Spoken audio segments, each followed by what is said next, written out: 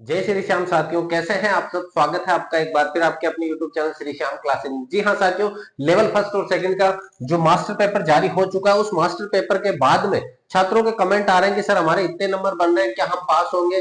किसी के 70 बन रहे हैं, किसी के 75 बन रहे हैं, जिनके 100 प्लस है वो तो सब पास है, सीधी सी बात है। साथियों, लेवल फर्स्ट का 27 फरवरी को एग्जाम हुआ और लेवल सेकंड का 28 को दो पारी में हुआ। एक तो लेवल फर्स्ट का रहा है और एक लेवल सेकंड का रहा है साथियों। और 28 की अगर बात करें तो केवल लेवल फर्स्ट सेकंड का रहा है। तो लेवल सेकंड की दो पारियां, लेवल फर्स्ट में नॉर्मलाइजेशन का कोई चांस नहीं है। लेकिन यहां पर बात करें साथियों, हम नॉर्मलाइजेशन में अलग अलग तथ्य निकल कर आ रहे हैं। कुछ छात्र कह रहे हैं कि सर हमारे 27 तारीख को एग्जाम था, काफी हार्ड था। कुछ कह रहे हैं कि सर हमारा 28 को था, कुछ काफी हार्ड था साथियों। लेकिन अब ये हार्ड आपके हिसाब से नहीं चलने वाला साथियों। नहीं, मैं कह सकता हूं कि 27 को मैंने प्रश्न देखे, बहुत हार्ड पेपर था। 28 को प्रश्न देखे, बहुत सरल पेपर था साथियों। ऐसा कुछ भी नहीं है। नॉर्मलाइजेशन में किस प्रकार से फर्क पड़ेगा आपका, आपके नॉर्मलाइजेशन में यहां अगर मान के चलो, मैं एवरेज मानता हूं कि 100 छात्रों ने एग्जाम दिया है, उन 100 छात्रों के 150 में से नंबर बन रहे हैं। हर एक छात्रों का औसत अंक बन रहा है 100। औसत अंक कितना बन रहा है साथियों? 100 बन रहा है। और यहाँ पे एग्जाम दिया है किसी ने, 100 छात्रों ने एग्जाम दिया है। कितनों ने? 100 छात्रों ने। और एवरेज स्कोर उनका यहाँ पर कितना बन रहा है साथियों? यहाँ पर मान के चलो 105 बन रहा है एवरेज स्कोर। तो इसका मतलब है ये पेपर सरल आया है। एक एग्जाम्पल के तौर पे समझे तो 100 छात्रों ने दोनों एग्जाम दिए हैं, तो यहाँ एवरेज स्कोर 100 छात्रों का 100 बन रहा है और यहाँ एवरेज स्कोर कितना बन रहा है? 105 बन रहा है साथियों। तो अब वो 105 और 100 को बिल्कुल सिमिलर करने की कोशिश करेंगे। वो क्या करेंगे, इस 100 वाले के नंबर लगभग ढाई बढ़ा दिए और इस 105 वाले के लगभग माइनस कर दिए ढाई नंबर। तो ये दोनों को राउंड फिगर करके कितने हो गए साथियों? 102.5 नंबर हो जाएंगे राउंड फिगर कर करके। तो मतलब माध्यक हो गया, विचलन हो गया, सब कुछ लगाएंगे। वो सूत्र अभी तक कोई समझ में नहीं आया कि कौन सा सूत्र लगता है, कौन सा नहीं लगता। लेकिन एवरेज स्कोर देखा जाता है कि इस पारी में इतने छात्रों ने एग्जाम दिया है। अब मान के चलो इस 27 तारीख को जो टॉप मोस्ट इंटेलिजेंट छात्र पूरे 27 तारीख को आ गए, तो इन सब ने क्या करा, औसत अंक को ले गए, ये 100 से 110 पे ले गए, 110 पे ले गए। और 28 तारीख को कमजोर छात्र रह गए, तो वो स्कोर लेके आ गए 90 पे।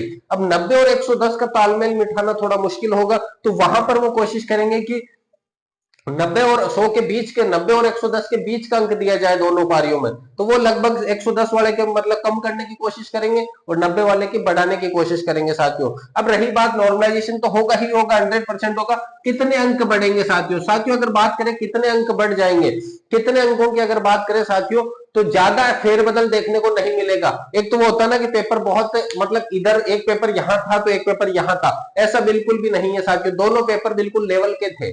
मतलब 19-20 फर्क हो सकता है इनमें। बस ये है कि 27 वाले को जो है थोड़ा पहले पता नहीं था किस प्रकार का, 28 वालों को थोड़ा पहले पता चल गया, क्योंकि लगभग 8 से 10 घंटे आपको मिल गए, तो आपने पूरा एनालिसिस कर लिया कि इसकी तैयारी में ऐसे ऐसे प्रश्न आए, तो यहाँ पर ऐसे प्रश्न आ सकते हैं। तो थोड़ा सा अगर बोनस अंक की अगर मैं कितने अंक बढ़ सकते हैं, तो साथियों अगर बात करूं 2 से 4 अंकों का क्या मिल सकता है, नॉर्मलाइजेशन हो सकता है। ज्यादा फर्क देखने को नहीं मिलेगा साथियों।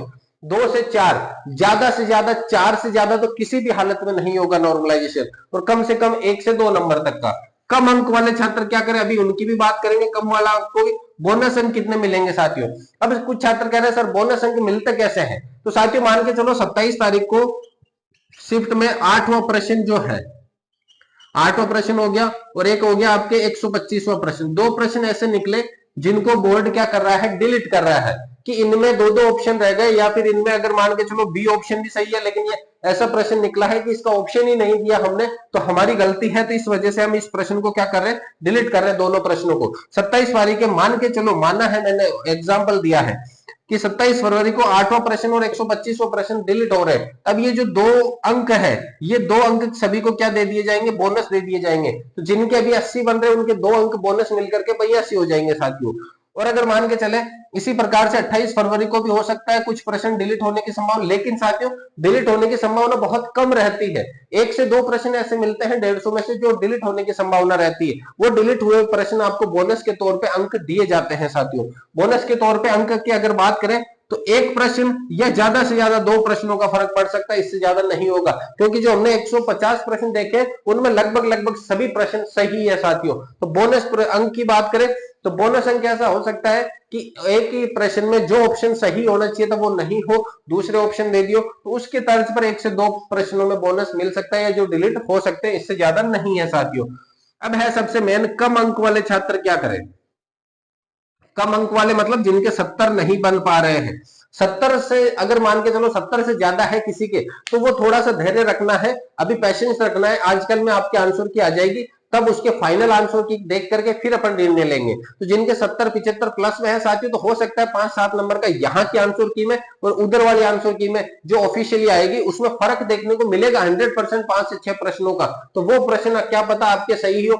मान के चलो आपने एक आंसर की किसी यूट्यूब पे देख करके आपने आंसर की बनाई और उस आंसर की में आपका 8वां प्रश्न गलत है और 12वां प्रश्न सही है और 14वां प्रश्न गलत है। साथियों ये प्रश्न इस प्रकार से है कि 8वां गलत है, 12वां सही है, 14वां गलत है। लेकिन जो ऑफिशियली आंसर की आएगी उसमें अगर हो सकता है आपका 8वां प्रश्न सही हो, 12वां गलत हो और 14वां सही हो, ऐसा हो सकता है। क्योंकि ऑफिशियली जो रहेगी, अभी साइकोलॉजी में बहुत सारे प्रश्न ऐसे हैं जो विरोधाभास के, हम हमारी तरफ से ये मान रहे हैं लेकिन अगले वाला एग्जामिनर क्या चाहता है, वो क्या मान रहा है, वो वहां पर फर्क पड़ेगा साथियों।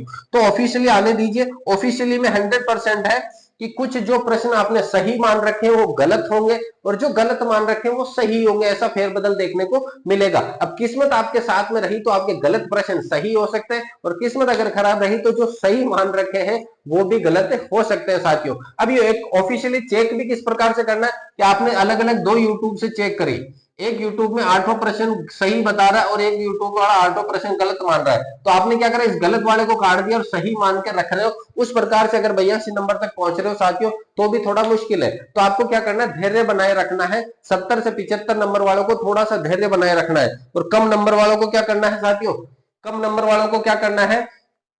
अब यहां पर एक तो ये रहेगी कि अब सर हमारे 70 से कम है, अगर हमारे 70 से कम है तो आप क्या करोगे, 70 से कम वाले छात्र 70 से कम आ रहे हैं आपके, तब आप क्या करोगे साथियों। तो मैं तो यही कहता हूं कि अभी एक अपने 53,749 की पोस्टों की एक भर्ती आ रखी है 4th ग्रेड की। अभी आप सिर्फ और सिर्फ 4th ग्रेड पे फोकस रखो। जिनके 70 से कम आ रहे हैं साथियों उनको क्या करना है, अभी सिर्फ और सिर्फ 4th ग्रेड के ऊपर फोकस रखना है।